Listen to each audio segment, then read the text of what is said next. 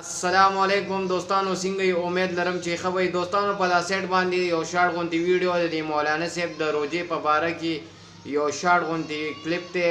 لکه روزه چې څه ټایم ماټ دی او څه ټایم بند دی نو دغه ټایم ډېر احتیاط کول پکار دی او تاسو راځئ دا ویډیو وګورئ چې د سحر اذان شروع وي نو د خوراک څښاک اجازت شته که نه اوبه پکې سړی څښلی شي که نه شي څښلی آیا په دغه ټایم کې کم سړی اوبه وڅښي دا روژې ټیک ده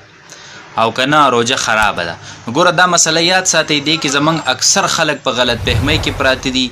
اکثر بعضې پخوانو مشرانو کې دا عادتونه د پخوا نه پاتې دي یا بعضې مشرانو زنانو کې یا بعضې مشرانو سړو کې او بیا دا چونکې د نسل نه نسل ته منتقل کیږي نو پخوا نه دغسې بعضې خبرې په دې نسل کې را روانې دي چې د اذان به شروع نو مطلب هغوی به اوبه څښلې نو پخوا خو چونکې د ټایمونو پته نه لګېدله که نه خو نن سبا خو ټوله نقشه ده او په موبایلو کې صحیح ټایمونه دي نو اذانونه چې کوم دي دا په فکس او په صحیح ټایم باندې کیږي نو ګوره په صحیح ټایم باندې اذان شروع دی او ته په هغه ټایم کې اوبه څکي نو دا روژه ستا اونه شوله ګورئ دا روژه دې اونه شوله دا به رسې تر ماښامه پورې او د دې قضا په تا باندې لازم ده چې رمضان المبارک میاشت تیره شي د دې روژې قضا به راګرځې دا په تا لازم ده دې کې اکثر خلک بې احتیاطي کوي دلته به مولا اذان شروع کړی دا اذان چې دی نو دا اعلان للصلات دی دا د مانځه دپاره دا د روژې دپاره خو نه دی دا د مانځه د روژه خو به ته په صبح صادق باندې چې کوم دی بندې او په غروب باندې به